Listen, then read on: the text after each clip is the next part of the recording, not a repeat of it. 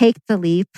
You'll figure it out. And even if it's painful, you'll still be glad you did it because you're going to come out the other end so much stronger and so much more aware of what you want and what's important to you. Welcome to the Expanded Podcast with your host, Lacy Phillips. As a leading manifestation advisor with a process that's, radically different from the old New Age model, mine is rooted in psychology, neuroscience, and my energetic gifts. I created this podcast to help you expand your subconscious limiting beliefs about the potential of deserving the manifestations you're calling in. Therefore, you're tuning into this podcast series to show your subconscious that anything you desire is possible. And by pressing play, you've already started the process of manifesting it. And if you enjoy this episode, please leave us a review, comment, and share it with your fellow manifestor that's struggling or could really benefit from the information that you're about to learn.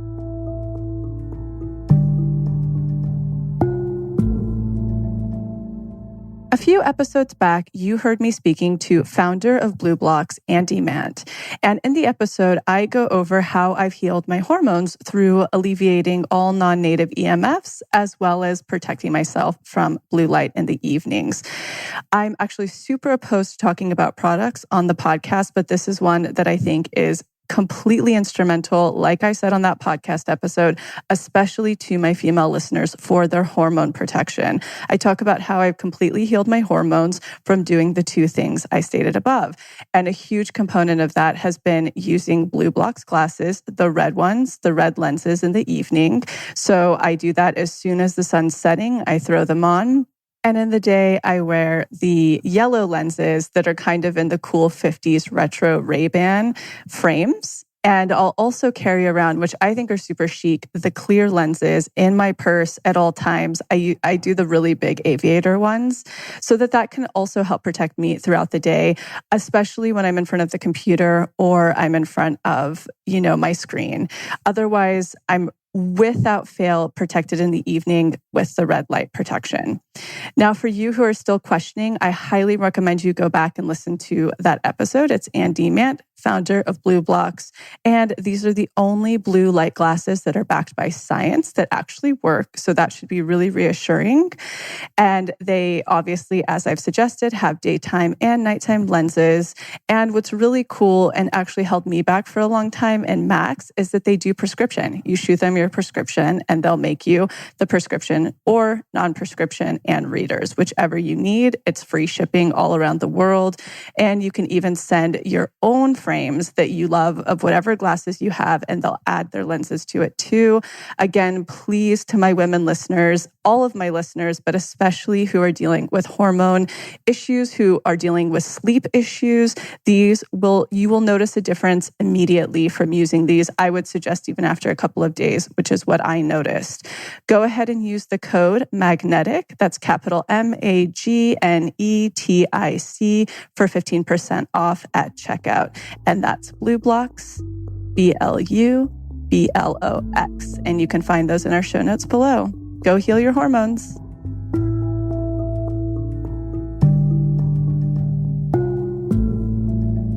Let's kick this off with another My Magnetic story. My manifestation was a romantic partnership with everything on my list that I was calling in.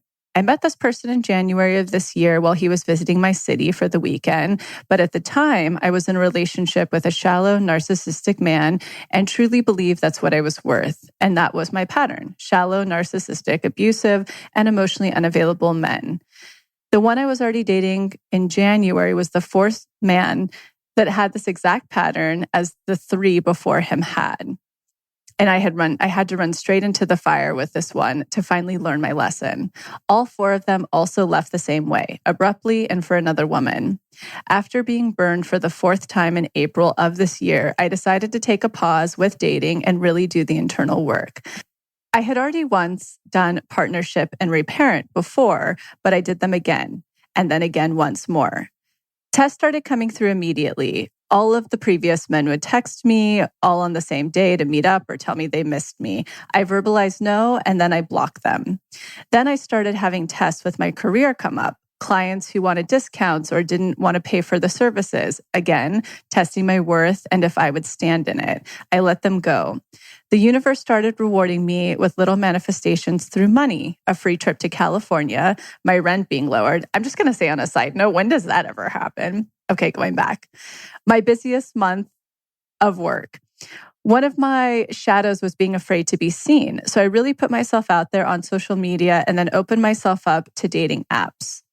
And then on the 1st of August, I received the most clear ping I've ever heard in my life, and it was to contact the men that I had met back in January. He doesn't live here, so I text him immediately asking if he was planning a trip to my city anytime soon, and everything took off from there. He's everything on my list to a T. The kindest, most thoughtful, expansive partnership I've ever witnessed or been a part of. I then put on my list to manifest a trip out to see him, and within a few days I received that. But I had to pass the test with my worth again to see if I would set boundaries and be open to being seen. I used 2 of my friends' marriages as an expander and put any triggers through the DRE. The work actually works, and I am so thankful. So a couple of things I want to highlight in here to anybody doing this work. I think we even, I'm obviously recording this ahead of time before this episode comes out, and we just put out a post on social today about money. And I saw a comment on there of somebody being like, I did opulence back in April. What gives? I'm still in the rock bottom. What I really want to highlight about this and how I approach this work myself, because I do it right alongside you, is you need to rework and go back and rework and do the work again. And you need to take specific things through it once you've done it generally.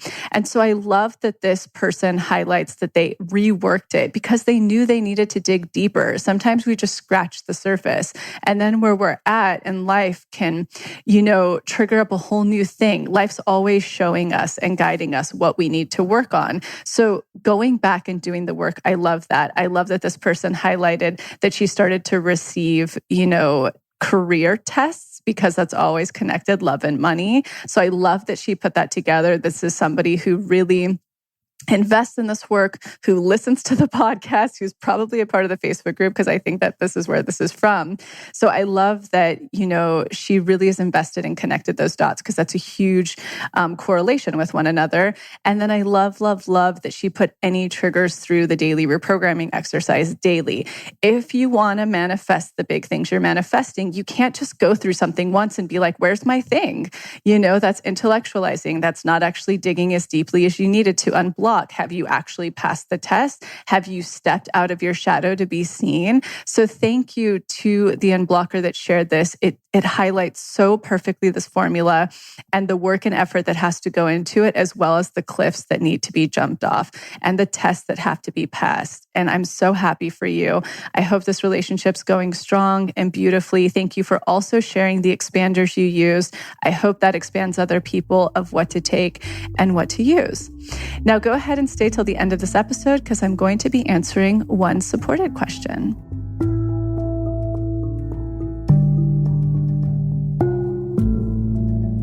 Welcome back to the Expanded Podcast. We're here with Helena, who's a social media director. And I first met you way back when I was cocktailing at the Thirsty Crow with your now husband, then boyfriend, Rahad, who you've just been so inspiring to me because at the time when I met you, you were heading up the social media strategy and everything for PETA. Wow, I can't believe how long ago that was. I don't even know, 10 years ago? I don't even know what that would be. I guess Rahad and I have been together for 7 years in September. Wow. So it must have been like about 6 or 7 years ago because it was like right after I came back to PETA. Yeah. I've worked at PETA twice. So. Oh, you told me about that. Yeah. I was the director of social media there for a few years, and it's a huge part of my identity. I think you can say like you can take the girl out of PETA, but you can't take the, absolutely, because it really changed the way I see the world and how I interact with the world, and definitely how I consume things and where I put my money and things like that. So. And I remember when we had lunch once at Botanica when it had just opened. Yes, that's like the hip spot in Silver Lake. You had shared with me, but that you were you understood about animals and you were socially active, but nothing in comparison to once you went through PETA boot camp. Yeah. So I'll back it up professionally because the way I found PETA was also really crazy. Okay. So after college, I went to Korea to teach English. And then I came back and started working in the music industry, which was like dream job of a lifetime because I've always been such a fan of music. So I got to work with like all my idols, and it was the life, what I thought was the life. And after a while, I was feeling like, there's so many causes I want to contribute to. The environment and animals always resonated strong with me. And so I went on tour with my friend's band as her tour manager, or selling merch and doing assistant stuff. When I came back, I was like, okay, so let's find a job. And she was like, oh, I'm going to this PETA holiday party because I did a celebrity thing with them. And do you want to come? And I was like, oh, PETA is really scary and crazy. Which I think is most people's impression of PETA. They initially. Yes. And I can totally see why it's very intimidating. I mean, I was literally terrified to go to this party. Yeah. And I went because I was like, I'm going to meet people who are in this space. Like it's a good thing. So I went, and they were showing this video at the end of it was the end of the year. So they were showing all the victories they'd had for animals over the year. And I just was so emotional watching it. And I turned to her in the middle of it and I said, oh my God, I just remembered in my 5th grade diary that I wrote, I want to work at PETA when I grow up. Listen to that. And she was like, you didn't remember that until just now? And I was like, I get that though. I was like, I genuinely didn't. I didn't know who PETA was when I wrote that, but I remember hearing that there was an organization that saved animals or helped animals. And I wrote that down. Look at that. And it just, I know. Wow. That manifest, you must be a specific manifester. You know what it is? It's weird because when I was thinking about, just like how I would talk about manifestation in my career, I've been like an accidental manifester. No, that's what most people say. Once they understand the formula, they're like, oh, that's because I've done bits and pieces of that. But not unintentionally. Totally. It's like the music job too, totally. A month before I found that, I was going to go with my best friend to India, Nepal, and Tibet and start a revolution to free Tibetans. Obviously. Who are you? An Aries. That's who you are. We were 21. We thought we got China in the bag. We're going to just change Knock the it out world. in a weekend. Oh, yeah.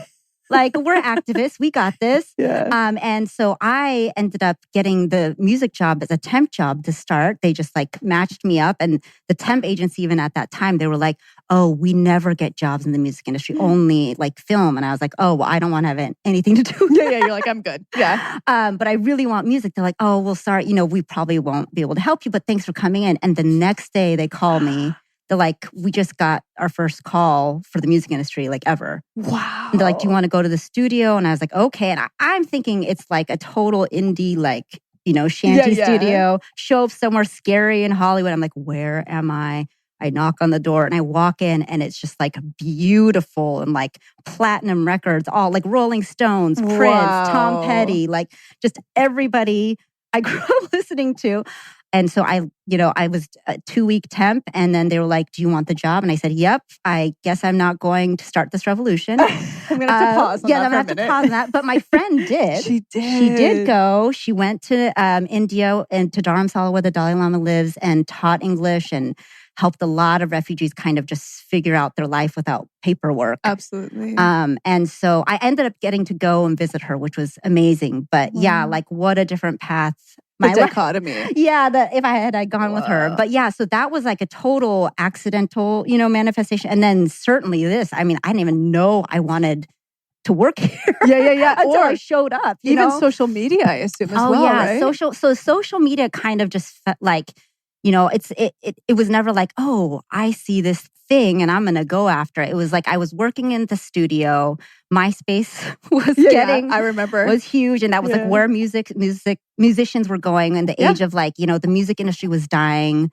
And as far as the industry. Totally. Napster killed it, all that kind of stuff. So the labels and, there was just less jobs in it. So at that time I was helping them understand MySpace and get into the indie, industry of LA because that's where it was going. Then with PETA, I started in marketing and kind of just shifted into social, partially because there was a need and partially because I was like, whoa, I see effects here. Like I see immediate results. I see like how you can reach outside of the audience you are already talking to. And I think I had the awareness that I had this ability to take this message that is thought of as to be like very extreme and very niche and very like, small community. And I felt this calling to like, I can translate this so that the average person can understand and care about it. Are you a projector in human design? If you looked it up? I am a generator. You seem like a generator. I'm a generator. But you have that eye, that transmutation. Yeah. Is that what projectors do? Because Rahad is a projector and he's an actor, so that makes sense. He feels like such a projector. Yeah, he's 100% a projector. When I looked it up, I was like, oh. Yes. Wow. And you're giving him all that energy. Yeah. But so they have the ability to see systems very easily. Oh, okay. Which makes sense that I saw the manifestation system, patterning. But so you have that ability, the sight to see how to transmute and speak. Yeah, I think it's just more like, and this goes even back to my childhood. It's like I learned from a very early age, growing up as like one of the only Korean kids in an all-white town. Like you were in Monterey growing up? Yes, Monterey. Give us that. Let's do this really quick. Cultural upbringing. Yes, you got it. You listen, Yeah, give us that because we want to hear about that, especially for all the Korean listeners. So I'm a first generation Korean born. Yeah, that's right. Because my parents immigrated here. So I was born and raised in Monterey, which is beautiful. So white. Yes, but so and white. Rich. Yeah. So white. Yeah. And I didn't know any better, So I grew up, my parents were both very hardworking. They came to the country with nothing. Wow. And my mom didn't speak they came from such opposite spectrums. My dad was super independent, like learned English, like he was the youngest in his town to learn English. And he would like go to the army bases just to practice English with What's the his army. sign? He is a Cancer. Oh, wow. Yeah. And he's just really, his brain he's very brilliant. Like he's like a world encyclopedia. You could ask him anything and he'll be like, this is what happened. So he was like, fine. He was the first one to listen to Elvis. He was culturally like ready to be here. My mom, on the other hand, like didn't know much English at all. And she had finished nursing school, but when she came, she would hide in the closet whenever she get a call because she didn't want my dad to hear her speaking English. Oh, the shame. The shame. Oh. I mean, there was just so much that she had to figure out that I have so much more sympathy for now that I'm my God. And it wasn't very common then, especially in that town. There was a very small Korean community and they were pretty tight knit. So I grew up with that. I grew up, if there were any other Koreans around, they were kind of family. Mm-hmm. Like, that's how my Iranian family is. They're like family. Yeah. Because we were in Modesto. I was between Modesto and where I grew up, Mariposa. Right. And Modesto is where the community was. And it's like your family. That's all you have over It's all here. you have. But it also, I think that's, you hear a lot of Asian American women, I think, being like, oh, I'm not really attracted to like Asian guys. Mm-hmm. And I think that is a lot of society kind of emasculating Asian men through media and things like that. Like it's very, it's unfortunate, but for me, that wasn't really where it was coming from. It was that every Asian male I met was like my dad, my brother, my cousin. Like they weren't actually related to me, but I felt like they were that to me. Family. Everybody was, my parents, an extension of my parents somehow. So I grew out of that eventually. But I grew up. So it was all pretty much white town. I think there was maybe, our school was super small. My graduating class in high school was like 90. Wow, mine was like 150 at the most. Okay, so you're from a small town and kind of big valley city. I would do between the both. Okay. So I get it. Totally. Yeah. So I learned from an early age. Well, I actually didn't learn from an early age. I was kind of shooken into it. I was raised speaking Korean. My grandma lived with us, like many Korean families. Your grandma lives with you until you're. It's the best. There's a reason why it takes a village. You need really someone else there. Yes. Yeah, I spoke Korean first. That was my first language. And my first day of preschool, my dad just dropped me off without speaking a language. I didn't speak anything. No English. I maybe knew like a few Hi, phrases. bye, Yeah, thank you. like some things from Sesame Street maybe. Yeah. So he dropped me off and I cried the entire day. It was, and I, doing the reprogramming work, I see how much that did to me that one day. Oh, yeah. Huge. Because I just cried all day. The teacher, luckily the preschool is in the back of her house. So she brought me into her house and had me sleep in her bed and just kind of like let me cry there all day. And I think my dad made the decision to kind of just like let me figure it out. Yeah. And, I think they said within a week I was speaking English. And that's how, when I taught at a preschool here in town, because it was multicultural, they advise most of the parents for, 2 languages, only speak whatever the language is at home. Don't speak any English because they'll pick it up within a week, 2 weeks, a month at the most. Same when I taught English in Korea. They were like, you're not allowed to tell them you speak Korean. Wow. In fact, I mean, they discriminated against me because I look Korean, and they were like, no, we want someone blonde and like who looks white to speak English because you can't possibly speak it as good as they do. I'm like, I barely speak Korean. What are you talking about? You totally. Oh, yeah. Yes. So that was kind of the first time I recognized, am I different from some people? Like, because I hadn't been exposed to a lot of other kids.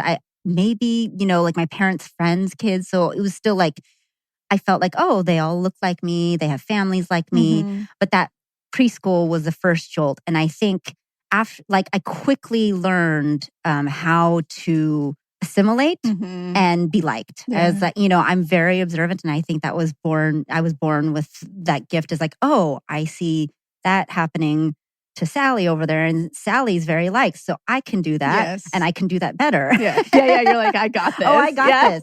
And I remember like observing things like that as a preschooler. And I think the second time I recognized that I was different was I was at Mervyn's. Remember Mervyn's? I totally had Mervyn's growing up. JCPenney's and Mervyn's, 100%. Yeah. And we're in my mom and I had separated in this shoe department for a second. And this boy jumped around the corner and he just stands in front of me. And I was like, hi. And he goes, Chinese, Japanese, Chinese with his eyes. And I was like, wait, is he talking to me? I'm not Chinese or Japanese. I remember just not understanding what he was saying. I was like, oh my God, it's because I look like this and he looks like that. And I think I was maybe 5. So it had to have been only 2 years after preschool that I was like, there's another, I'm different. And, and then after that, there was progressive, we had this kind of bully down the street. He would come and torment my brother and say racist things. And I know. Kids are assholes, I know. Really, kids can be. And also, I just wonder now, looking back, I'm like, did your parents know that you spewed that kind of stuff? Or where it may have come from. Yeah, it's not their fault. It's not their fault, but it's shows how prevalent it is. It's the epidemic. It's Asians actually have it a little easier in many respects. Oh, beyond, yeah. But even me, me and my brother as kids, we were getting that. So I had definite marks in my memory of moments of realizing that I was different and that, I had to, or I felt like I had to try harder to be liked. Yeah. And then you couple that with anybody who's grown up in a Korean family knows the parental pressure. Oh, beyond all of the Asian women, especially that I've worked with, that's most of the deprogramming. Of course, I know, and I'm so sure of it. I'm so sure of it, and I think with every culture, there's different levels of reprogramming. I mean, especially Middle Eastern as well. Middle Eastern and cultures that are just still, many cultures are oppressed, but the levels of oppression. It's there's generations of reprogramming that needs to happen. It's you can't even just take care of your own last 20 years. Totally. You think about your parents and then your grandparents and what they went through. But it's so I think the I was very aware of we are a Korean family in this white town, but meanwhile my parents were like, okay, you have all the same pressures, though, as if we were in Korea. Yes. So get on board. Get it. Yeah. But, in retrospect, I do think that they were very much more open-minded, or I thought that they were when I was younger than most Korean parents. My dad spoke English at home, which is Most Not at Korean all, parents is yeah. like, if you spoke English at home, you get smack up the head. Yeah, totally. And my mom was extremely social. So she was always having like hobbies. And like, at the hospital, she became the most popular nurse. She always had friends. And then she became a golfer. And she like, went into Because Korean golfing is a huge, right? Huge. Yeah. And my mom is so social. She's a magnetic person. Like, is she a Leo? She's a Scorpio. Scorpio. She's a You're Scorpio. the random Aries. I know. Wow. Yeah, she's a Scorpio. Always been a big people pleaser. And so I feel like, from her, I really learned a lot of things, like controlling what people see was extremely important to her. And I learned that it's okay to lie sometimes if you don't want someone to see something, or if you want them to think a certain way to protect them. The shadow. Oh, so much. Yeah. And I'm still like catch myself saying things. I'm like, wait, I didn't need to say that's not actually true. I do that like, don't too. make someone feel comfortable. Just tell them what it is, I still find myself doing that. But yeah, there's a lot of that. And, but I also learned how to, be social. Like she shows up somewhere and everyone's like, oh, DJ's here. Yeah, let's have more DJ around, Yeah. So I learned a lot of, I think, just how to like deal with that without, kind of getting angry or feeling victimized. I'm just like, okay, well, let me be your friend. Like, I got this.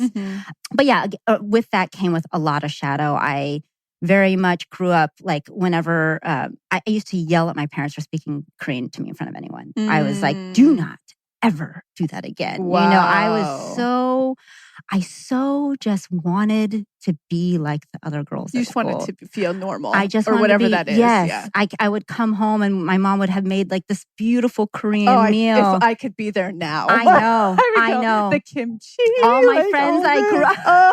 my friends I grew up with, they're like, you never let us stay over for food because you were always like hiding the Korean food. And I was like, I know, I'm so sorry. I just wanted her to make like chicken nuggets and spaghetti like cheese. Everybody else's family, And now I'm like, would kill for that home cooked food. But yeah, so I even remember like one time someone came over and we had a huge jar of kimchi in the fridge. And he was like, what is that, lamb guts? And I was so ashamed that after that, every time someone came over, I would hide the kimchi in our house. I would hide everything in the fridge that looked foreign. It was like my safety. I was like, protect what they see. I would like even want my mom to get rid of some of our like Korean like paintings and stuff. And it was like, I became just such a control freak and like trying to appear like everybody else. Yeah. The amount of energy I put into that as a child is probably ridiculous. It's heartbreaking. And it's so interesting because most children in some degree do this. Like we all try to do something our to own normalize version. or be typical. And that it's just heartbreaking because so much of this work is about undoing that. I know. And it's so sad. It's just what society creates and it's heartbreaking. Yeah. And it so becomes your reality because I just don't know what else to compare to the feeling of shame from Korean parents. Yeah. It's, like, especially because our parents' generation, they lived through a war. Oh my gosh. So them coming here means this is for us. Yeah. Like, and this is for us to have the life that they envision. Yeah. And so I can, you can tell, most Korean parents till you're blue in the face that this is what you want and you're feeling fulfilled and you're feeling happy and there's nothing else you could ask for. And they're still like, okay, but why don't you make this much amount of money? Like, why don't you have a, house in the suburbs? Yeah. Why don't you have, why don't I recognize anything you're talking about? Yeah, totally. All of my Iranian family was like that too. Yeah. Like when my cousin finally said he wanted to be a vet and he was, pre-med, valedictorian, his dad was like, like you're on track to be a doctor and a surgeon, and there is that. There's always that pressure. It's incredible. I mean, it's just you're carrying their dreams. I know. And you know what they've been through. I mean, my mom was shot in the back when she was 2 years old by a U.S. bullet. And they thought she was dead for 4 days. I mean, so lost her dad. My grandma who helped raise me, she had like a scar in her arm where she was carrying my mom that the bullet went through. And her arm was paralyzed like this, like the whole time I knew her. So I remember as a kid, like playing with her hand because I liked that it never moved. Yeah. It was this weird like phenomenon. Yeah. So I'd always like grab the skin on. very weird. But yeah, like I grew up knowing that part of my family history. Like I didn't have a grandpa because he, the U.S. government thought he worked for North Korea, so they took him and he never came back. Then his last words were for them to get somewhere safe. So my grandma tried to get them somewhere safe. And while fleeing, my mom, the bullet went through her arm to my mom's back. And my uncle, her older brother, thought, they thought she was dead, but they carried her anyway for 3 days. Thank God. And she survived. Thank God. I know. It's insanity. And we're like at Mervin's being made fun of. It's so hard. It is absolutely. And she must be the strongest. She really is. I mean, I don't even think she realizes how strong she is. Yeah, she's my beacon. And I've never been more appreciative of her than I am at this like stage in my life. And I think that's only going to grow as I get older, because there was so much resentment for so long for being Korean that I just projected on my parents. I'm like, you know what? My parents are fucking awesome. They're awesome. Being Korean's amazing. I know. I'm so proud of that now. But yeah, so, I had that growing up. And then in middle school, my parents got divorced. Whoa. Which is so uncommon. Very uncommon, especially at that time. I think it's probably more common now. Yeah. But at that time, I mean, Korean people just didn't get divorced in Korea or here. Wow. And then especially in this tiny knit Korean community, we were so gossiped about. I do believe that my mom stayed with my dad, for us. I don't think that looking at them now, I'm like, I don't know how you guys were together for so long. I really wish that she had like not sacrificed so much time for us because but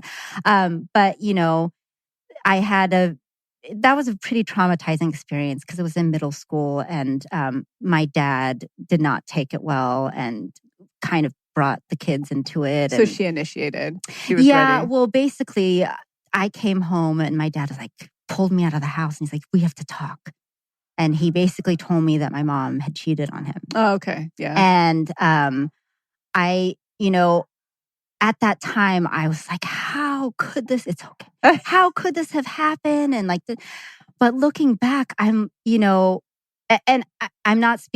condoning infidelity or anything, but I totally sympathize with where she was coming from. And she's still with my stepdad. They're not technically married, but 20 some years later, I don't know. So they were in love. Yes. Yeah. Yes. And and now seeing my stepmom and my dad, like everybody's found a partner. Totally. This is how it was supposed to be. Totally. It didn't need to be so painful, I guess, the whole process. But yeah, that also brought a ton of shame because now we were like this ostracized Korean family. I remember going to restaurants and if we were there and someone we knew showed up, I could see them like I kind of be like, oh, there's the So family. Like those poor kids. Oh God. And I'm like, you know what? My mom is great. Yeah. And I so inspiring to be able to go against the grain like that. I mean, incredibly inspiring. I mean, I honestly don't think she would have chosen to, given the way that she's such a safe person. I think that was probably her worst nightmare. Oh, I'm sure. To be seen as this, like Korean, like, all the unfaithful woman that, and just, but I'm sad that my dad got hurt the way that he did, but for both of their sake, I am so glad that something happened because they are so much better off now. Yeah. But yeah, so there was a lot of a lot of self-consciousness growing up. Mm-hmm. I think that's a lot of what I've been reprogramming. Yeah, when you're in the work, how is that going for you? Like actually looking at all of this stuff. It's funny.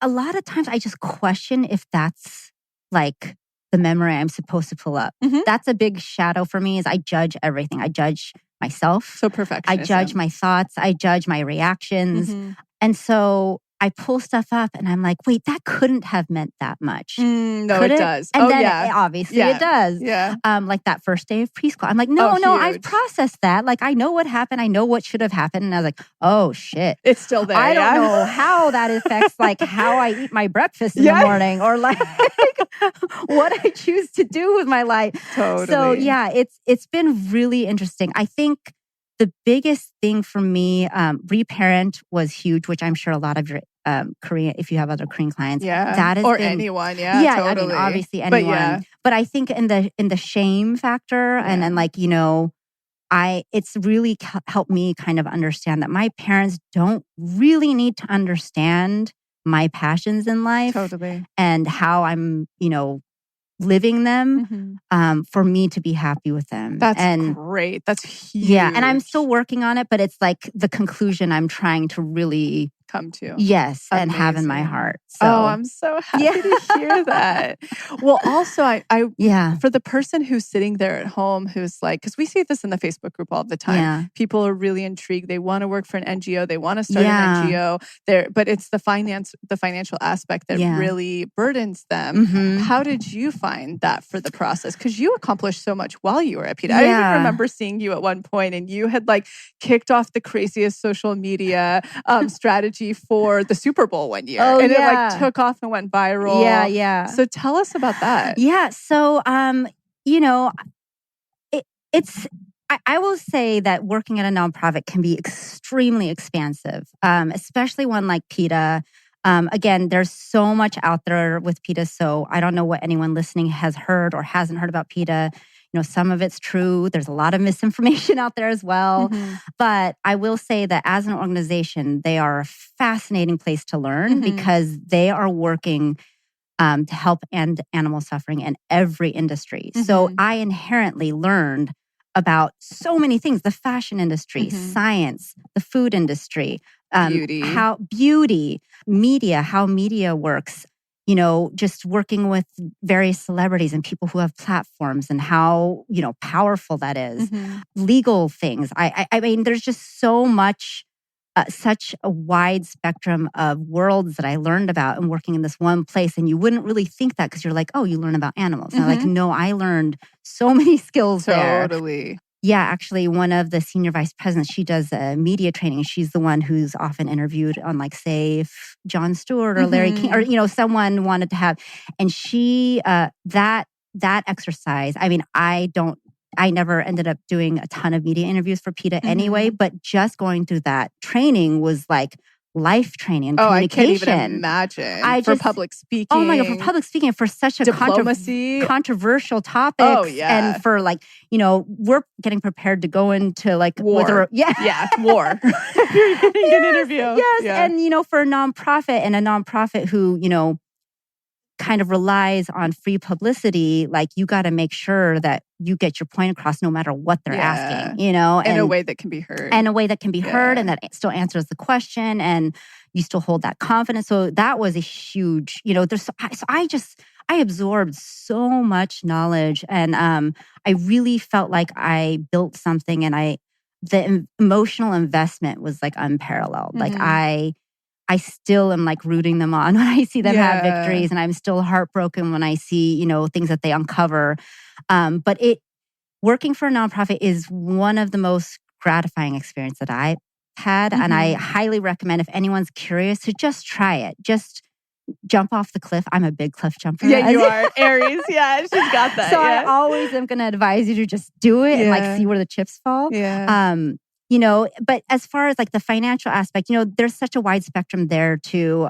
PETA is very reserved. I mean, they really do a good job of like making sure their money is spent on the animals. I think it can lead to some employees feeling like, okay, well, I'm also working really hard.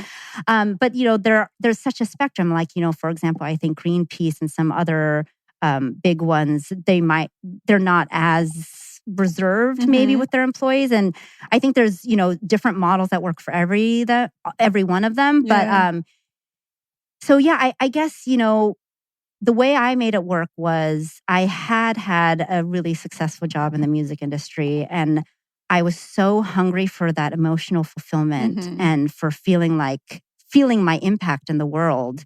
That once I got that, it was like, that was kind of the salary I needed. Yeah, totally. That was the exchange. Yes. That felt and for anyone who's like worried about, you know, can I afford it? Like, you will figure it out. If it's something that your heart wants to do, you'll figure it out. You might do a little consulting on the side. You might have a side, might have a side job, or you might just stick it out and be like, you know what, I'm going to downgrade a few things in my life because this work is important to me, and maybe I'll just know it's temporary. Yeah. You know? Great. I love that expansion and option. That this doesn't have to be forever. Yeah, it definitely does. And for some people, it will be. Yeah. Like, I know plenty of people who are like, yeah, this is it. This is my purpose. This is my life.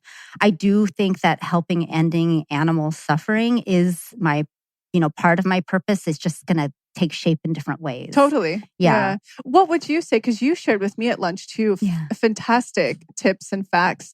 If you were to give, let's say, 5 of the biggest, the easiest, impactful, like accessible things a person can do right now to help the environment and animals. Okay. Yeah. Even if you still, like I would told you at the time, I was like, I medicinally have to eat meat, but I do as little as I have to. And you had wonderful tips. Yes, that has, okay. So I guess the number one tip for diet is I think people get intimidated by, like labels, vegan or, pescatarian, vegetarian.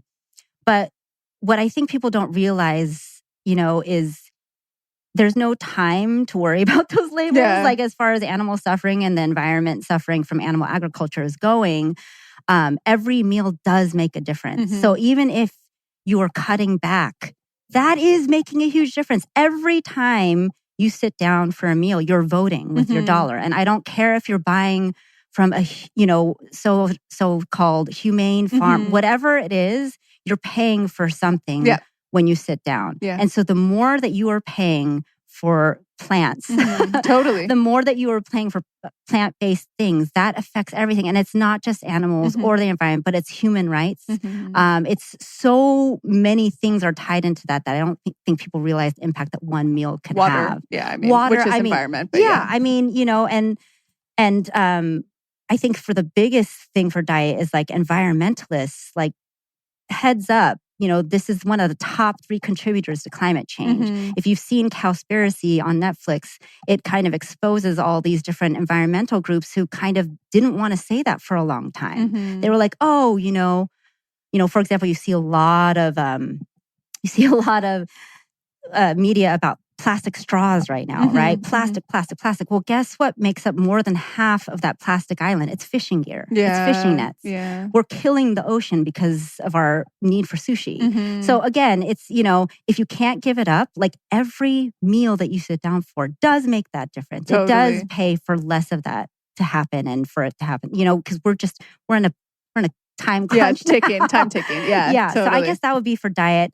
For companion animals, just please adopt. I'm huge on that. I love that you talk about barley being a rescue because, people are so, there's so many misconceptions about purebreds and mixed breeds or even shelters. And the fact of the matter is we're in a home, overpopulation crisis. Totally. Crisis, and if you've been to shelters and you've seen these animals living in jail cells for doing nothing wrong but existing. And being killed. Yes. Most often they kill shelters. Half of them are euthanized because there aren't enough homes. And I don't blame any of those shelters for having to do that. It's an overpopulation. It's overpopulation. And, I do believe that, people inherently would do the right thing if they just could see the effects of it. But they're so far removed from that. And they don't see the harm in buying one dog, what that does. Because it's just like, this dog needs a home too. Yes, that dog does need a home, but that one dog, that one life just took one life away from the shelter. And that is how it works, whether you see that connection or not, just by numbers, that's how it works. And again, it's like voting with your dollar. When we stop doing that, the resources run dry on that. Humans are responsible for this overpopulation crisis. We need to fix it. And that is by adopting and also spaying and neutering. That's the biggest too. It's like so many people are like, it's such a natural thing. It's like, we can't afford it though right now. Like, unfortunately, we've domesticated these animals. We've exploited them. We can't, French bulldogs can't even mate naturally. Without human intervention. They're adorable. Don't get me wrong, but that's not really natural. Totally. For the person looking at a holistic perspective too, it really isn't. They can't give birth naturally. They have to do C-sections. What kind of dog can't give, It's really sad. So I'm not trying to harp on anyone. If you have a French, I love French bulldogs. Yeah. They're adorable. I'm just saying, if you're waking up today and you're like, I can't actually go work for a nonprofit, so I want to do something in this space that provides impact. These are tools. Yeah, and I have plenty of friends who bought a dog and now they rescue. It's just about like knowing what's out there and what the situation is. The weirdest thing is both rescues I've ended up with, because they all fall into my lap. Yeah. They both ended up being pure breeds, which is another case. I thought I was getting a mutt. Yes, yeah, that's actually a really great thing you're bringing up is, I want to tell everyone, you can find whatever breed you want. You totally can. I promise. It doesn't matter what it is, you can find them as a rescue. Totally. Yeah. We were in Ireland and we're like, should we adopt a dog here? Yeah. And then we're sitting there and we're looking at all of like the fosters and rescues at this restaurant, and they're all my favorite, like wolf hounds and all these things. And then I was like, oh, fuck, we can't do that. This poor dog, we can't like stick it on a plane for 10 hours. The trauma. Oh my God, after leaving the shelter. God, no. Yeah, we got with it. But you can really find anything you want. Yes, you really can. And there are so many different purebred rescue groups now, because so many of these, like, pug rescues. Yes, they understand the needs. So let's see, what else? How many tips is that? 2? 2 or 2, 3, spay, neuter. Clothing. I mean, okay, I understand diet is, talk about needing, as far as diet, I understand why that will take a long time for people to kind of get on board with. And again, just incorporating more. I'm not saying give up everything if you more can. More plants if you can. Yes, if you can.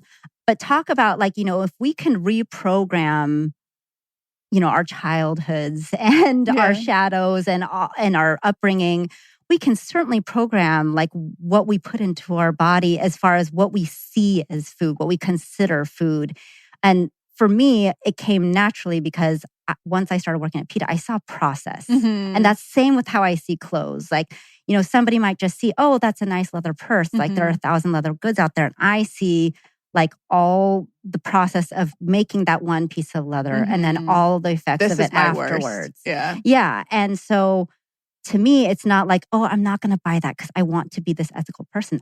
I just don't want to buy that because I see what it's gone through and what it's going to do. Even chemically, it's absolutely horrific. Yes. And then that all sinks into our body. I mean, on many levels, it's destructive for the environment, the animal, and ourselves. Yeah. And I think the common misconception is like if they hear someone like me who worked for PETA, or, someone saying, oh, you shouldn't wear that. It's like, oh, well, you just don't think animals should be used for anything. And I'm like, actually, if you've seen that meme that everyone posts, a lot of people, like, I feel like in our community post, it's like the silhouette of a human with all these animals, and it says ego and the humans at the top. And then the other one says eco and the human with all the animals is just like in the middle with all of them. Yeah. And I truly believe the animals are here like with us, not for us. And they are telling us all the time that they experience all the same emotions. Oh, they totally. Science backs it up, backs it up. And so if we were... Pigs, God, Jesus. Pigs. I mean, Jesus. My favorite. I know. I mean, they're smarter than dogs. They're smarter than 3-year-old children. They can play video games. It's crazy. And so I think that's what I mean by reprogramming how we see the animals that are being used, which, I understand the attachment to foods. And I mean, I grew up Korean. I ate every part of every animal growing up. And so I understand the attachment and, and also like the things that make you feel good when you wear them. But just peeling back the label a bit because, society and these huge corporations pay a lot of money for you not to see the process. Totally.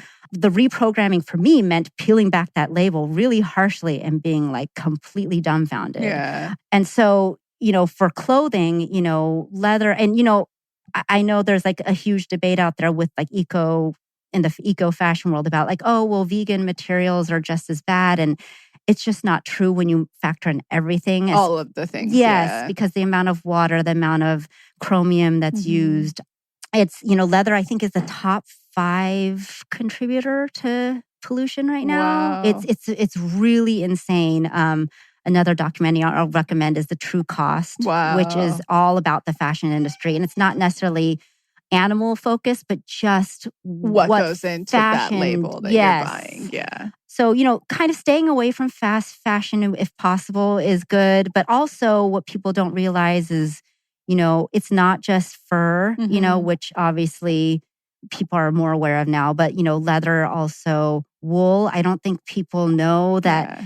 I mean, I'm such a wool consumer. Mostly vintage. I don't know if that's any better. I mean, it technically, it exists if you're not buying it new. But, and I think, there's a lot, Stella McCartney has her great own line. sheep. Yeah. So she's all vegan except for her wool that she does from her own sheep. But what most people don't realize is, PETA has done exposés, I think, on like 5 continents of the world's top wool exporters. Ugh. And it was some of the most horrific things I've ever seen. I won't really get into all the graphics, but if you've ever seen any fur footage, it was just as bad. Oh my God. It's really, really horrendous. The shearers get paid by the volume. So they don't care if they cut and they will make a sheep docile no matter what they need to do if the sheep is screaming in pain. So just being aware, I guess, of there's so many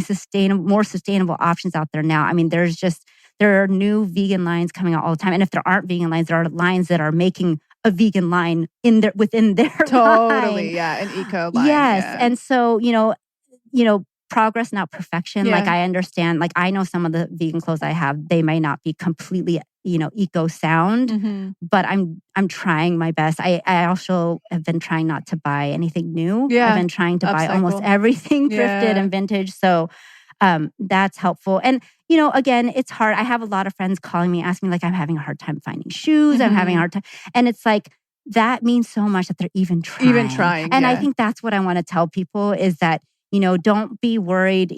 People are often worried about, once I start doing something, if I fall off, I'm going to get shamed. And it's like, if you really want to do this for the right reasons, and that's to have an impact on animal suffering and the environment, just do as much as you can. Try.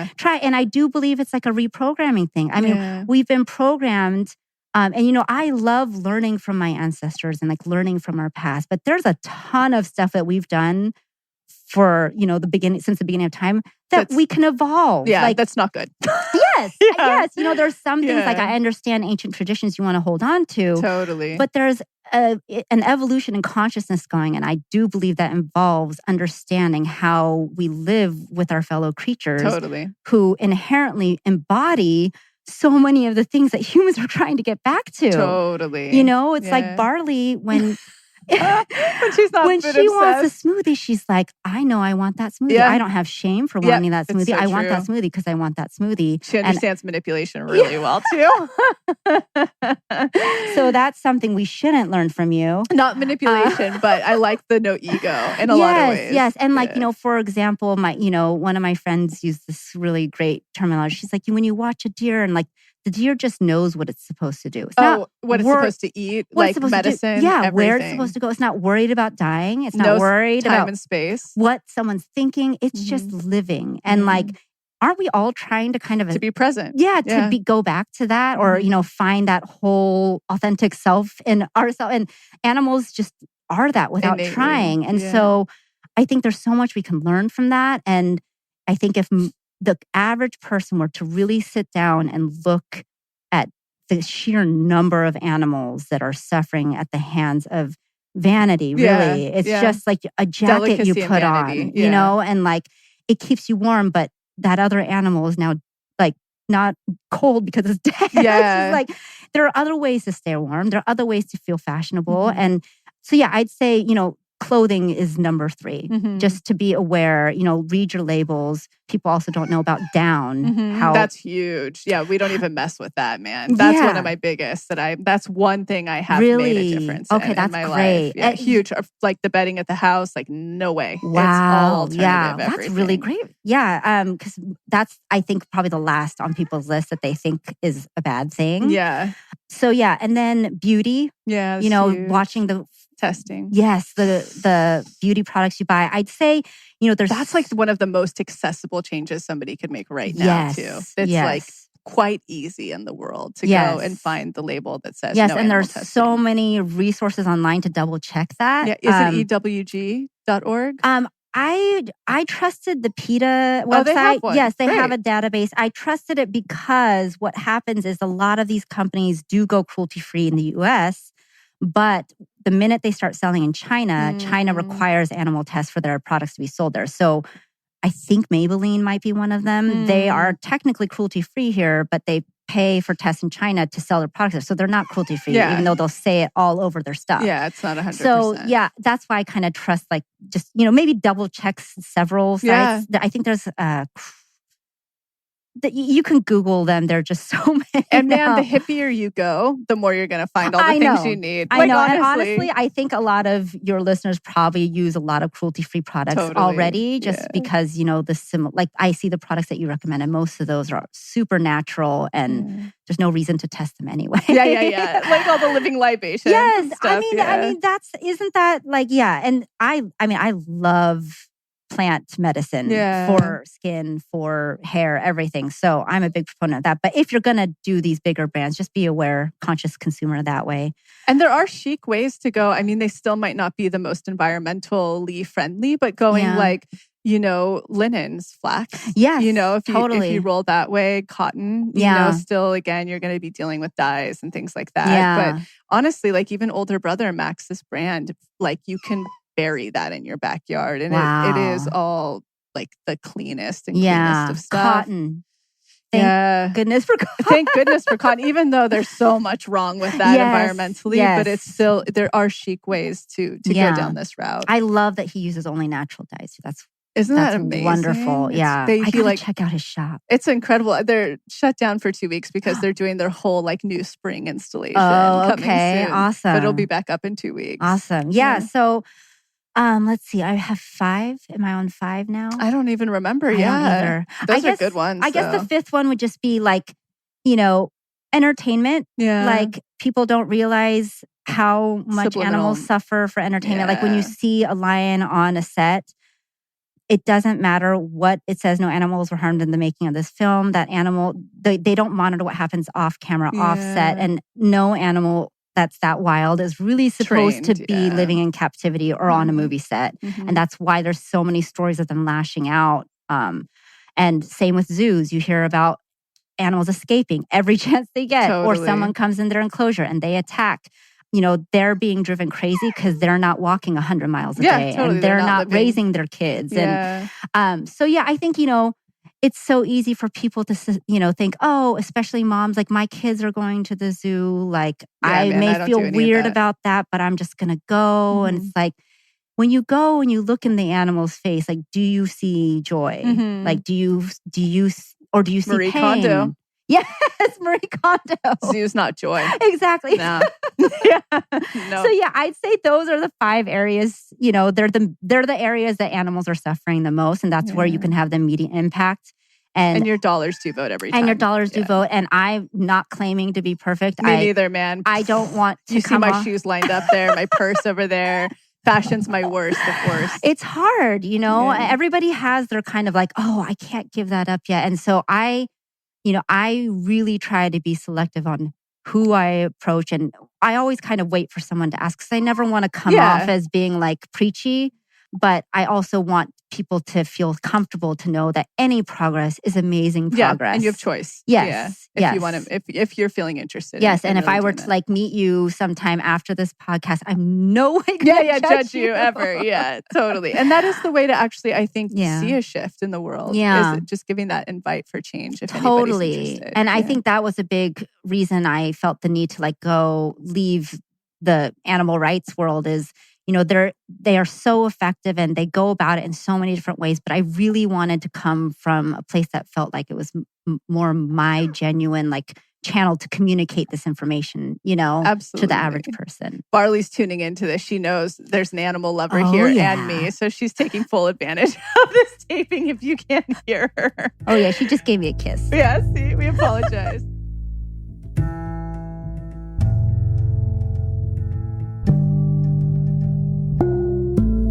So I'm quickly interrupting this episode to invite you, if you're ready to start your manifestation journey, or if anything you've heard in our manifestation episodes has piqued your interest to begin. We have a la carte workshops in everything from the basics bundle, which is what we recommend to everyone who starts. It's the formula that actually teaches you how to manifest, unblocked inner child, and unblocked shadow. We also have a la carte workshops on love and money, But the real gem is the Pathway membership because it encompasses every single workshop we have. It's a year-long membership with full access to the few a la carte offerings we have and exclusive workshops not available anywhere else, such as the daily practice, which is what everybody in the Pathway uses, hopefully at least 3 times a week to daily, in order to truly create the new neural pathways that one needs in order to manifest, and houses the library of our deep imaginings, which is our unique hypnosis process that allows you to get into your subconscious and overwrite those old neural pathways, creating the new ones. You can use our special code, EXPANDED, all caps, EXPANDED, to receive $20 off your first a la carte workshop purchase or $20 off your first month of the Pathway. Again, that's all caps, EXPANDED, EXPANDED. Okay, now back to the episode.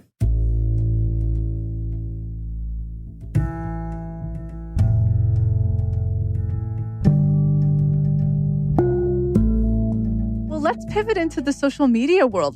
I want you to be an expander there, and I want you to be an expander in your relationship too, which I think is really special. Yeah. Tell us, for the person who's out there and they want to get into social media directing, what does that actually entail? Because I've had a lot of people that are like, I'm going to be a brand consultant. Then they get there and they're like, fuck, this is a lot of work. And it's a lot. You need a lot of strategy. Yeah.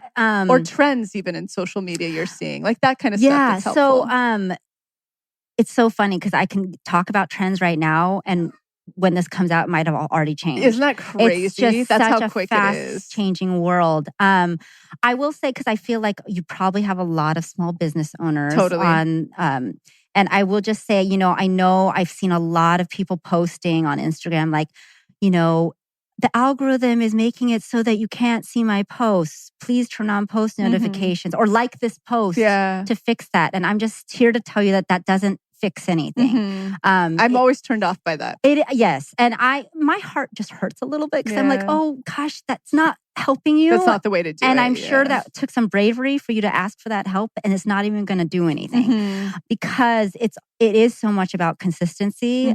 You need that engagement every time. So, a lot of the things that you read about, you really should follow. So there is a best time to post. There are optimal times to post, and that will help your algorithm. And like making, giving a variety of content. But there's just, I don't even know which tip to go with because it's a beast. It's a science. Yeah, it's an art. It's a science, but at the same time, it's a complete non-science because anything could happen, and you have no idea that something could blow up. Yeah, but I would say, for the person it's very overwhelming.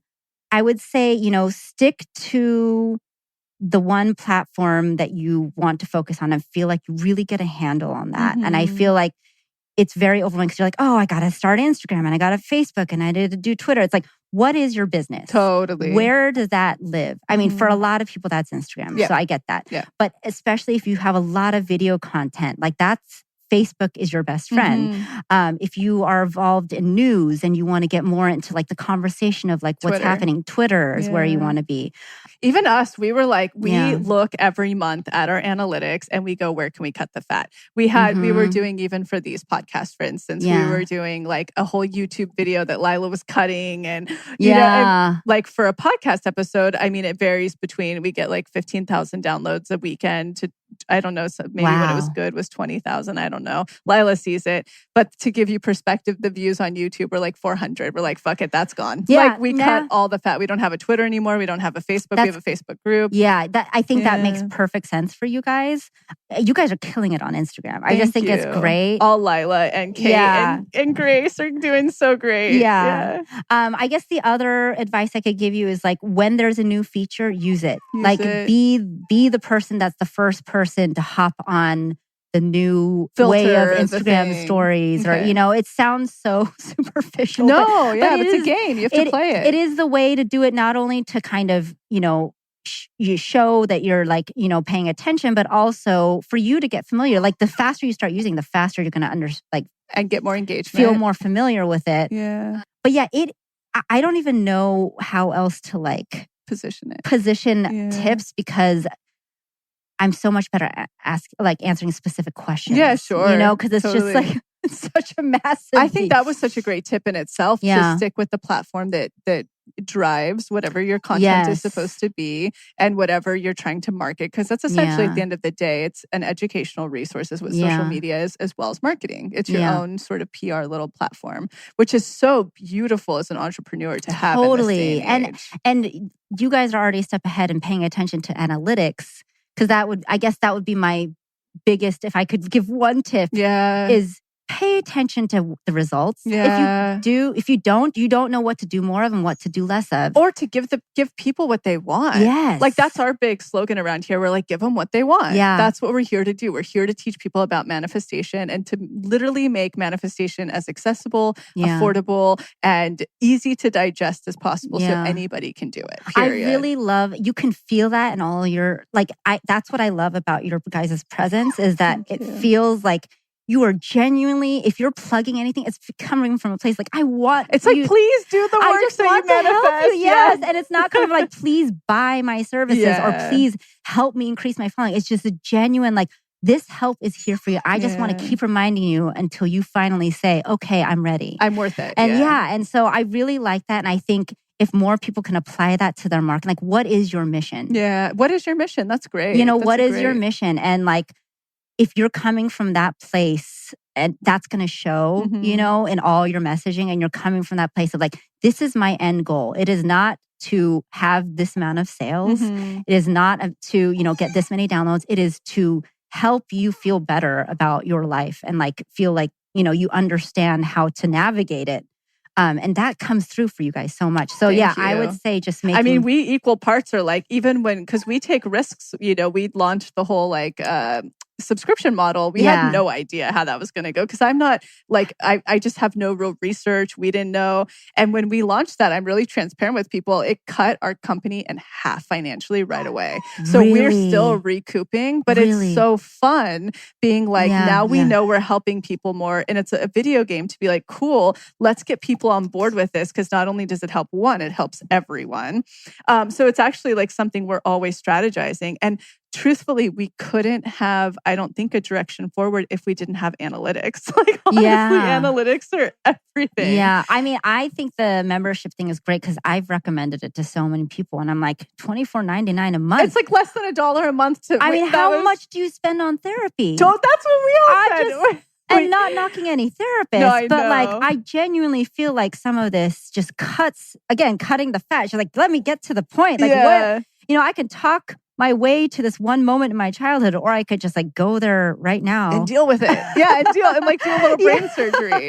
Thank you. Yeah. So I really think it's important to, you know, experiment, take those risks. You're going to learn a lot from this, I'm sure, in the next few months of like how that's working. But I'm sure, I know, as, you know, one of your students, I'd say. Or just one of you're like our community. Yes. Because I'm shoulder to shoulder doing the same work you are. As someone in your community, I was really excited, you know, just because, it did feel so much more accessible. Yeah. And it felt like less of a commitment. It's like, oh, I could just start this tomorrow now. Yeah. It doesn't feel like, okay, I have a deadline. Can I get this package and then I have to stick to it? And it's like, I'm doing it in my own time and it's working for me. But I think keeping that at the forefront of whatever your social media messaging is, like, this is my mission. Let me get this to you.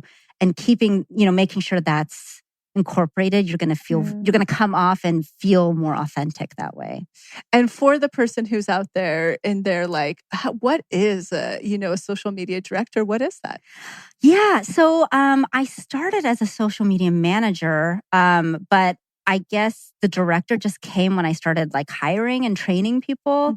So basically at PETA, when I had worked at PETA, then I left for about 9 months to go work with a former PETA coworker at E! News at NBC. Oh, I remember that. Yeah, totally. I even remember, this is expansive for people, when I was leaving the preschool and I had no money. I know, I was going to bring that up. Yes, I even reached out to you because I was like, because when I made my list, I was like, universe, I'm never going to work for somebody else again, yada, yada, yada. But I'll do like freelance or whatever, I'll pivot.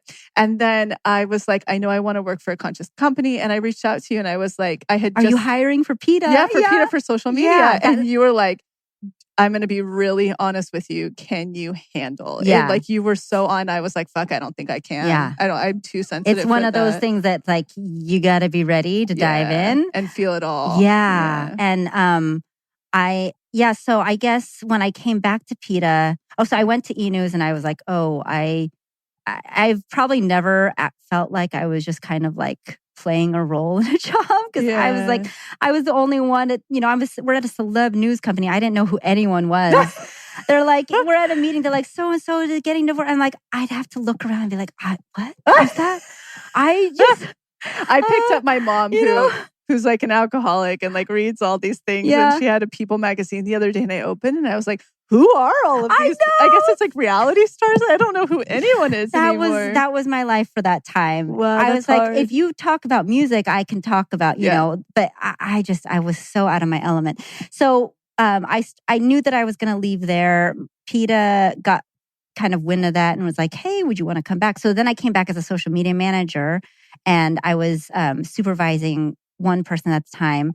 And I did a lot of it myself for a long time. And it was so successful that we just had a demand. I guess it was probably organically like how you developed a team. I don't think you set out like, I'm going to have this by this time. No, we keep adding as we go. Right? Yeah. That's what happened with us. It was so organic. It was like, okay, well, geez, our Facebook is blowing up. I can't do this alone. So let's hire another person. Okay, let's hire another person. And it took me a while. Like, I had like a team of 2 or 3 here and I was just driving the social media strategy. I was like, here are the stories we're going to tell. Here's how we're going to tell them. Here's who we're going to work with to tell, kind of navigating that. And again, like trying to make this extreme, quote unquote, extreme perspective more digestible for people. Totally. So I eventually hired, I think by the time I left, so I came back to PETA, by the time I left 5 or 6 years later, I had a team of 13. Wow. So I went from 2 to 13. That's legit. Yeah. Wow. And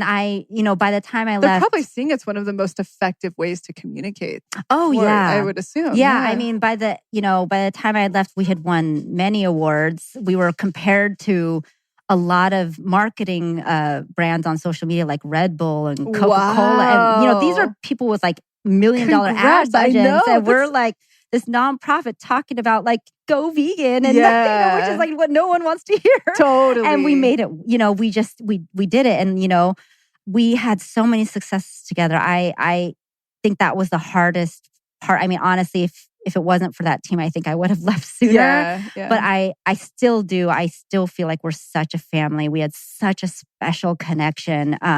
And it really meant something to me to like handpick these people and train them and mentor them and then watch each of them blossom into their own experts of their own rights and teaching me things. And totally. That's, as someone, I never considered myself like as someone who was going to mentor anyone, but as someone who's teaching someone anything, that's the greatest gift you can ask is that they become so great at something that they're teaching you things. Totally. And they're just still killing it. I love watching their success now. And I'm still very close with all of them and very special place in my heart. But yeah, so watching that success, I mean, I think our biggest success was, we would start campaigns on social media that PETA wasn't involved in. So like I found a really horrific video of a coyote being killed for fur. And because every one of those Canada goose, that we wear. So people didn't know that was real fur, and we released this video, and it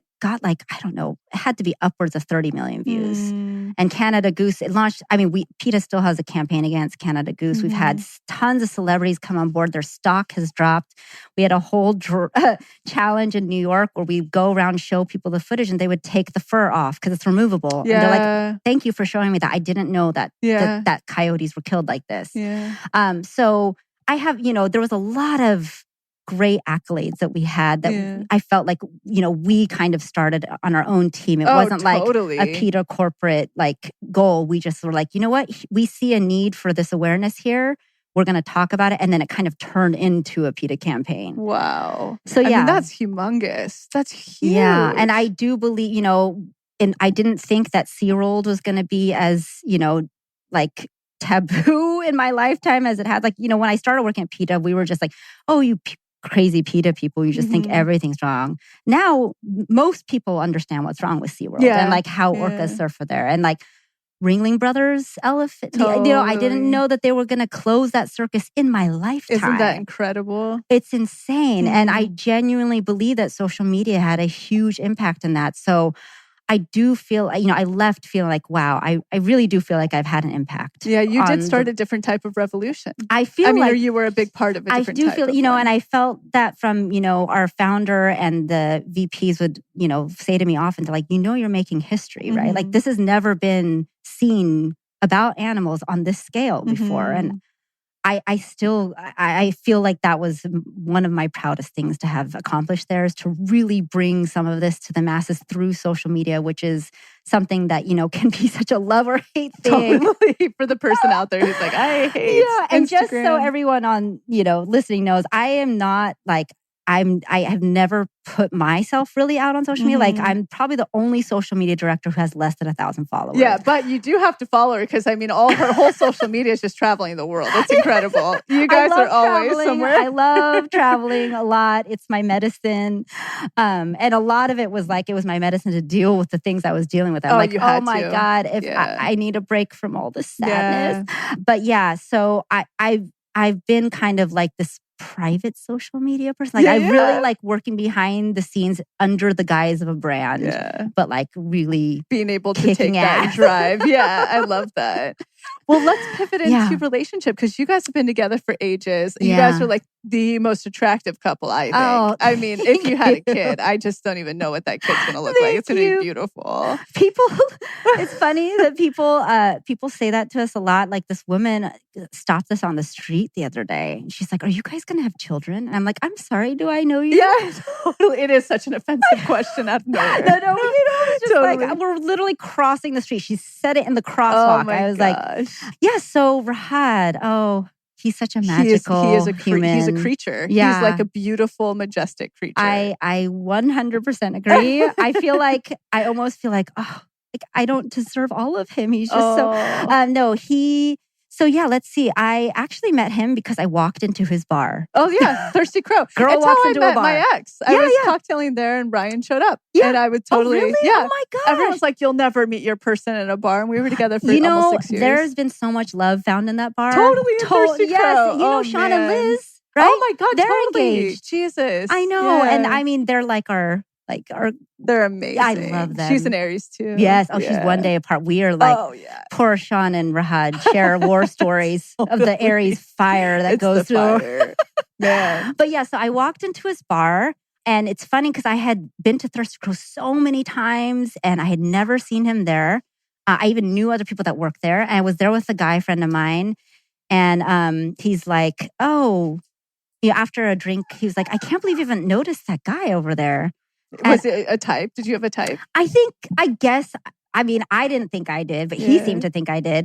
And I was so not looking that's, they say when you always. Always, yeah. I was like so on a plane of like, I am independent. I was just about to go back to PETA, having worked at E. And I was like very focused on that. And I was like, that guy? Oh, well, he's bar backing like on a Friday. He's probably 23. I don't know. I was so judgmental. I was just like, whatever. I think women in bigger cities kind of, that they have to be discerning. Yes. Yeah. And that protective shell on me was real strong. So I was like going to knock down anything this guy, I was like, no, I'm not looking for that right now. So I go to the bathroom and I come back. He's like, he's 33. And I'm like, what did you do? Did you just ask him how old he was? I'm like, stop it. He's like, well, it's fine. It was natural. I was like, how did you ask a stranger? Naturally. I'm like, now I'm so embarrassed. I have to sit at this bar and he's going to think, I'm like, whatever. And then I was like, I guess he's kind of cute. And then I was like, well, he's obviously gay. he's so like tall and graceful, and he's like fashionable. dancing around. And he's like, And he's just from San Francisco. I know. He's like hip, like he's bohemian. I'm thinking like, what? He's actually from Philly. Oh, he is from Philly. Yeah, he's from the East Coast. But he lived up there, right? In San Francisco? I don't think so. I'm just totally making this up. I don't think so. No, I think I can see how you would see that though, because he's got, I could see. He's groovy. Very groovy. Yeah. He's got that vibe. So then I go to the bathroom a couple drinks later. I come back. He's like, he's straight. And I was like, stop talking to him. Oh my God, this is so embarrassing. So I'm like sitting there and I'm like, okay, well now I'm going to look at him, and he wouldn't look back at me because I didn't know this at the time, but he didn't normally bar back. So it was under his bartender face that he made no eye contact with anyone, because then they would ask him for a drink. Yeah. He was filling in for someone that day. Oh, wow. It's probably Kai or something. Yeah. Oh, I love was Kai. Also my boyfriend that worked at the Thirsty Crow. Yes. God, talk about a creature. Totally. I such love a that creature. They're very like creaturey. Yes. In a way. Yes. Yeah. That's why they like each other so much. Yes. So then like at some point, I think my friend talked to the girl who was working with Rahad. She talked to Rahad and was like, that girl over there is asking about you. He's like, who? She's like, that. She says, that pretty Asian one. And he's like, wait, her? No way. Oh, she's not. The chills. And he didn't believe her. She's like, I swear to God. She's like, she's with the dude. What the hell? Yeah. She's like, no, they're just friends. He was asking you, right? And he's like, oh yeah. So we're talking to her later. He comes over and he's like, hey, my name's Rahad. Like, Kim says you guys are really cool. I'm so busy. I wish I could talk to you, but I can't. So I just want to introduce myself. And he shakes Ben's hand. And then as he shakes my hand, he slides a matchbook over. Oh my, I have. That's so suave. I have and the I'm chills. Like, and I just like, okay, is that for me? So I like take it. I'm like, okay. And then I open it and it says his name, his email, and his phone number. Email? I know. His email. He's such a nerd. Oh my God. And he's so nerd. not like this, right? He's like he is. He's a big nerd though. Yeah. No, but I mean like the Casanova. No, that's not his vibe at all. No. He's so not. Because that's smooth. He's very like wait to be invited kind of guy. Projector. So, yes, projector. So we texted that night, and then we were like, great to meet you. He was going to New York. He's from New York at the time. He was going back there. I was going back to Monterey for 2 months. And so we were like, okay, well, let's hang out when we get back. So I was calling him Rahat.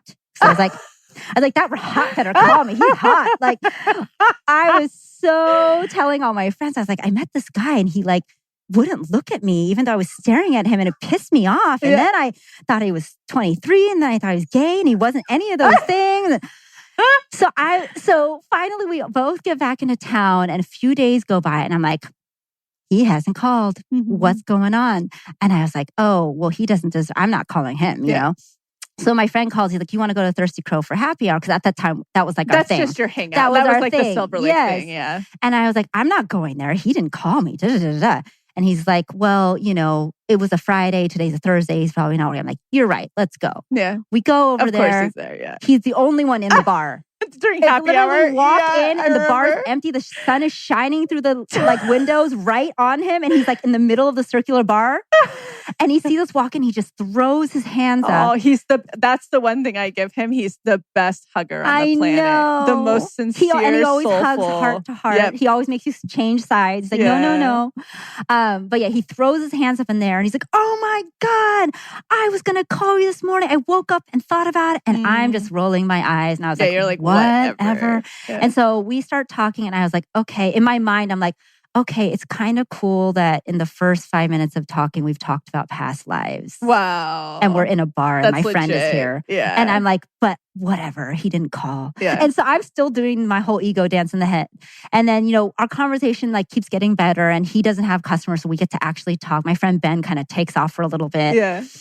And he's like, well, I'm getting off in a little while. Do you want to hang out? And I was like, okay. Of course, he's like an hour and a half late. Yeah. And so I was writing him off again, but then we hung out that night. We talked all night. I was like, who is this guy? And he was thinking the same thing about me. And then our second date was a couple days later, and that lasted for 3 days. Wow. And now it's been 7 years. Yeah. So, 3 days later, we were like, have we been together for 3 days? And I was telling all my friends, oh, he's an actor. There's no way I'm going to take him seriously. That's like a big thing in LA for anybody who doesn't live here. Yeah. It's like, oh, she's an actress. Oh, he's an actor. Yeah. And I was very judgmental of actors. I just thought they were all vain and fake and flighty. Yeah. And I was younger, and I totally had an ego. I was like, I'm so much better. Mm-hmm. Totally. It's so common Such here. a common thing. Yeah. And he, on the other hand, was like, well, I don't think I'm ever going to be in like a monogamous relationship or a serious, like, wow. I think, and so I was like, this is perfect. We can just be together. Have fun. Yeah. And so even after our 3-day date, we're like, yeah, this is great. And even 6 months in, I feel like we were saying stuff like, oh yeah, this is great. Like you know, you do you and I do me and da da da da. And I was still telling my friends, I'm like, yeah, but you know,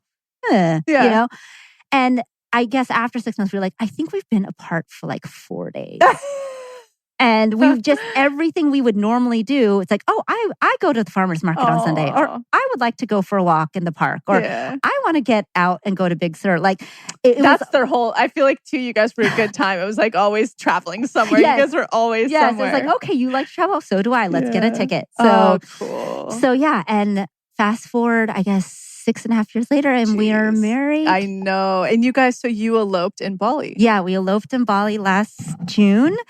And so we're still in that newlywed kick, I guess. Oh, I'm so happy for you Thank guys. you. So anybody out there, I think that's an expansive, fun story. Yes, I'll just also put it out there that I had a really rough Saturn return, and I went through all the phases. I was single for so long. That's great for people to know. I'd say I didn't have a full relationship for probably a decade. Wow. Yeah. That's super expansive. Yeah. And what do you think made the change for you?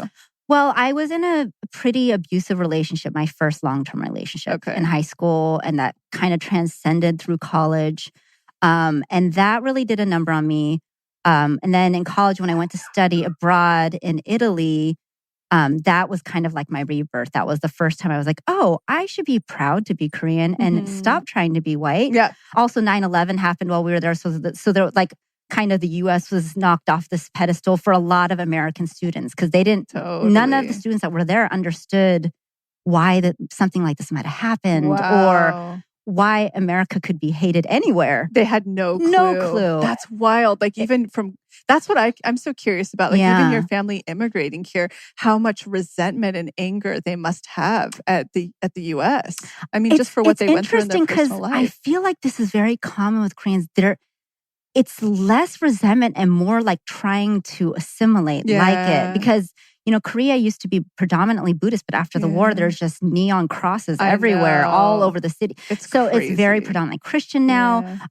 Their measurements of success are very conservative American measures of success. Jeez. And so I feel like most Korean parents, the resentment just didn't even happen. It's just like, oh, how do we get as successful as Americans are, you know, and like, how do we kind of like get to that level? It was the new, it was the new like goal. That's crazy. Yeah. So Italy and just being in Europe, I traveled a lot, and that really sparked my, so I was really discovering myself for a while after that. Then I started working in the music industry, and I don't think there's any surprise why I wasn't really sure. Yeah, totally. Real fun time. Yeah. I was just like living my fantasy and being like, what? Like, we get to date and like I get to come to these shows and you know, and it was fine for what it was, but I didn't find like that rock there. And I had just witnessed, so I had such high standards that no matter how much I wanted to be in a relationship or how much I like longed for that companionship, I'm just not someone who could like fake it. Yeah, settle. And so I was desperately looking for someone I was attracted to. That was my problem. I just couldn't be attracted to anyone for a long time. And so, I just want to say that as far as being an expander in relationships, like I was single, and so was Rahad for probably a decade. Wow. To the point that I was like, I might not be with someone. And I'm totally okay with that. That's like awesome. that just might be how my life is. I might just have relationships here and there, but like I'm ready to like forge this life on my own. Totally. And I think that's why we work so well together, is because in a way that we both still do. Like I would worry if he didn't want to go do stuff with his friends on his own. Oh, totally. And the same for, you know, we like to travel without each other once in a while. And like, you know, there's a lot of similarities there. But for anybody who's out there who's like, Valentine's Day sucks. I know, and like, you know, I just like, when is it my turn? It's like, I promise it's being prepared for you. I say that. And it's going to be so much better than you think. Yeah. And especially, do Lacy's work because you'll see the energetics of it. It's just, it's almost like Tetris. Like you just need to move some things out of the way. To have the perfect thing fit in. Yeah, and I also know what it's like to be in that point of desperation when it's really obnoxious to hear stuff like that. Totally. It's like, it's going to happen for you when you're ready. And I know, like I wanted to slap my friends who said that to me. Yeah, I get it. But it's so true. Like it's going to come to you when it's time, Absolutely. And usually that time is when you least expect it. And that's the magic of it all. Yeah. Last but not least, because you, even when you were working at a nonprofit and not making like obscene amounts of money, what were your tips for traveling? Because you guys were always on the go. Yeah. We do a lot of research. Yeah, like budget traveling. A lot of research. We really shop around for tickets. Most of the places we've traveled to are fairly inexpensive to travel around. So, we are not the kinds of people who go to like resorts. Yeah. We really, Airbnb like is surprising in foreign countries. Totally like what you affordable. Can find. Yeah. So I would just say like think of those unconventional things. You don't have to stay at a hotel. You will find your way around. Like I think that's a big fear is like, oh, I need to stay somewhere where I can like someone can speak the language and all these things. Like again, jump off that cliff. Totally. You're going to have such a different experience. Yeah. And saving, like you do have to budget. You have to be smart. And, we were very resourceful. Like we would kind of cut costs right before we left. And then when we come back, we would keep that tight until we felt like we could expand out again. But I was also very, just fortunate that I found someone who's willing to do half the research of the work. That's the hard part. But it is a lot of preparing if you want to do it on a budget. So. It is, but it's so doable. It's and you so guys, doable. like, how often were you traveling? I'm just referencing your Instagram. I was like, they are living the life. Yeah, we I guess after being together for like 2 or 3 years, we made it a pact that we would go somewhere every year. Yeah. Because it was so imperative to both of our spirits to have that reset. Gosh, how many times have we traveled?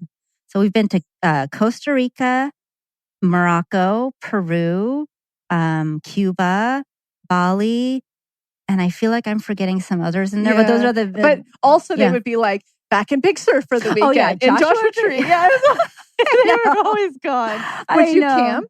Yes. Yeah. So we also we haven't been doing it as much, but we have a full moon ritual where we go. We started when we got together. Joshua Tree wasn't quite as populated as it was. It's funny what social media does to places. I know. God, I was just in Tulum. I had Tulum. No idea. I was like, this is like San Diego had a baby with Las Vegas. Oh my God, Bali. I hadn't been there in 15 years, and when I went back, I was like, I literally don't recognize most of the places I'm at. Isn't that crazy? It's all Instagram. Yes, and Big Sur. I mean, God, growing up there, I'm watching it. She can't handle what's happening to her. At all. It's really sad, Especially on the resort front. Oh my God, the resort front. And I mean, the bridge is collapsing. That's not an accident. Like, it's not meant to hold that much weight with people taking photos on each side. Totally. And, it's not meant to have irresponsible campers be like, oh, it's okay for me to have a campfire here. No, it's not. No. You just blew through 50 homes. Totally. That's California in general, man. So, but yeah, it's been crazy to watch what social can do. And that's another interesting perspective for the environment with social media. As magical as it is as a tool, it's just as irresponsible as well. Totally. It's crazy. Yeah, so we had our full moon ritual, and that would get us out into nature at least once a month. Okay. We haven't been sticking to it as much lately. We have a cat now, so we're like kind of crazy cat parents, and we just like want to stay home. Yeah, I mean, it's so fun when you have them. I know, it's so funny. A lot of my friends, don't want to go to the full moon ritual. No, they're fine at home. Yeah. But a lot of my friends are like, "Wow, when's your next trip?" I'm like, you know what? We're really good with our cat right now. Since I got the house up there too, which is a whole nother level. Like, I mean, I can't even tell you how much we've traveled in the last 2 years. Yeah, I'm like, only place I want to really go this year is Japan. That's it. Really? I mean, we have a speaking tour that I have to do, but otherwise I'm I don't want to travel. Your speaking tour is going to be amazing. I hope so. I'm really excited for you. It's been... You'll have to come to the one that's here. Just as someone who you asked for a job so many years ago, and watching this journey, it's been so amazing and inspiring. Thank you. Because, I have that entrepreneurial, you have, in me. It's been brewing. And I just it's I might jump off that cliff one day. Yeah, one day, totally. Yeah. You're prepping for it all. Yeah. What is up for you next? Is there anything to look forward to? So right now I'm working for a plant-based baking company that just started. If anyone knows Beyond Meat, the Beyond Burger, our head chef, he helped produce Design it, make it. Yeah. Produce these products that are plant-based, basically meats for the meat lover. And he is releasing a bacon. So it's a startup company. It's, we have a lot of celebrity investors like Cesar Millan and Rob Dyrdek and all these things. And I really believe that this is going to have an impact on the lives of people because, most people want to eat better, but they don't want to be judged. They don't want to be preached, and they want it to taste good. Yeah, they want it to be similar. A lot of our investors love bacon. So I believe in this product. I'm happy to be part of this company right now. But I also, I can see myself, I'm still like considering consulting clients because that's what I was doing between PETA and this. And I have such a allegiance to justice. Yeah, like totally. I really want to help, causes that are helping end suffering or bringing awareness to something that isn't getting enough attention. So I'm very passionate about helping with that in any way I can in my free time. So. How do we get in touch with you? Well, I am on Instagram. Again, you wouldn't think that I'm a social media director by my Instagram because I'm mostly just sharing pictures with friends. Yeah. And I used to go through, I don't do it anymore, but I used to go through and like block people I didn't know, even though wow, you're legit. I became so private the more public my work. Yeah, you needed that space. Yeah, I was like, I need this to be mine. Yeah. But I'm no longer that crazy. So my Instagram handle is Helena, like Helena with an Asian accent. That's awesome. I know. It's like owning the shadow. I'm making fun of it before you can. Yeah. So taking your power back. Yeah. It's HERENAH. So you could, reach out to me there.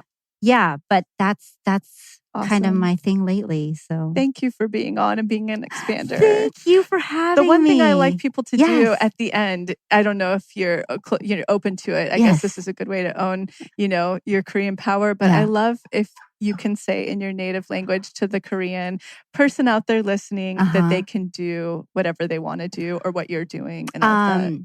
I'm going to have trouble saying that in Korean because I'm like, I have such limited Korean conversational skills, but maybe I could just say it to them because I'm speaking straight to them. Absolutely. And I'm going to get heavy for a second do it, at the very end. I won't even stare at you so you can really do it. Because I'm going to share something that some of my friends don't even know. Great.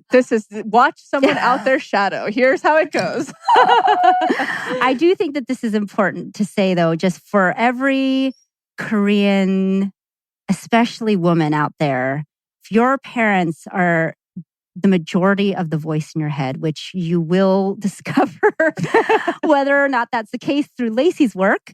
And that was definitely the case for me. Like, listen to your heart. My dad has had trouble accepting my marriage. And a lot of people, I think most Korean people are like, oh yeah, of course. But I think for the average other person, they're like, why? I know, even like, me, yeah. It's just so important. I don't have anger towards my dad. In fact, I just see him as someone who's in a lot of pain. And I'm going to be sending him love no matter what. And I am going to hope that he comes, around and really doesn't miss out on this opportunity to like share his life with his family. So I just want to say for anyone who's sitting there like afraid of that shame or afraid to just step into their own, what they want to do with their life. Yeah. And I'm not saying by any means that I have it figured out and everything's going to be peachy, but I am saying to do it. Like whether it's painful or not, like you're going to come out the other end so much clearer.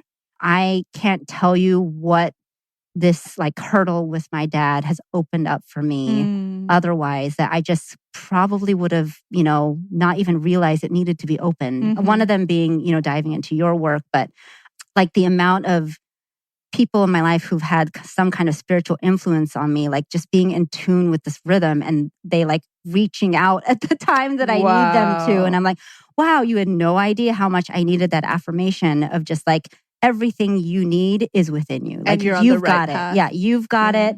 And I think we're seeing so much of that. Like I know for me, it is important to see Asian people in movies and doing these things that I hadn't seen that when you were growing up. up. You didn't have any expanders that and way, so huh? it's huge. I mean, even that the show High Maintenance on HBO. Have you heard of this show? Yeah. So Margaret Cho has this episode where she and her girlfriend are having these things, and I was like, wow, I don't even know if I've ever seen Asian lesbians That's on awesome. camera before. Yeah. And I was like, this is fucking amazing. Yeah. Like, it's so important. Time. So I just want to speak, I've been that, like, I've had trouble being seen because of that Korean shame, like my whole life. Totally. This dichotomy of like, okay, well, I want them to see this part, but not that part. I just want to say to anybody out there, like, take the leap. You'll figure it out. And even if it's painful, you'll still be glad you did it because you're going to come out the other end so much stronger and so much more aware of what you want and what's important to you. Amazing. And that doesn't make you a selfish person.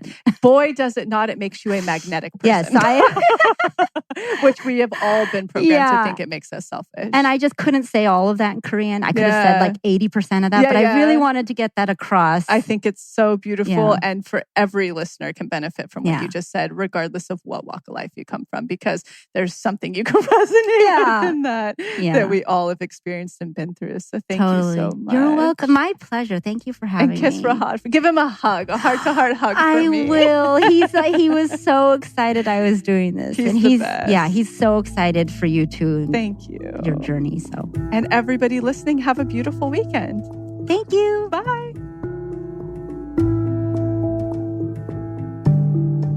Thank you so much for tuning into the episode, and I hope you enjoyed it as much as I did, we did. And in case you're not totally ready to join the pathway yet, I wanted to share a few of our free offerings that I'll often suggest to people as a little bit of a blueprint to get them started on their manifestation journey. The first place I like to direct people completely for free is the motivation. You can see it linked below or on our homepage as our testimony library. And it's categorized by different subjects, whether you're calling in career, money, love, wellness, and much more. When you're reading about a member's experience of what they manifested, you're actually seeing to believe and showing your subconscious that that very thing is possible for you. The second place I like to direct people is to the free clarity exercise, which is also linked below. In it, you get to try our own unique hypnosis process, learn about the science, and some journaling prompts. And the best part about this, you'll get a tiny taste of what it's like to go into your hypnotic state, bring your subconscious forward, and create new neural pathways while receiving clarity. And the third thing, if you haven't listened to it on this podcast yet, please go back to the episode titled Manifestation 101, where you'll learn the basics of neural manifestation to truly understand this process. So go ahead and check out those free resources, the motivation, the free clarity exercise, and the episode Manifestation 101, all linked below. And in an effort to make sure to have representation in this process series, go ahead and submit any process testimonials you have, especially to our LGBTQ+ community, our BIPOC, as well as the Ys, which is anyone in the community who is 45 and over. All right, we'll be back next week.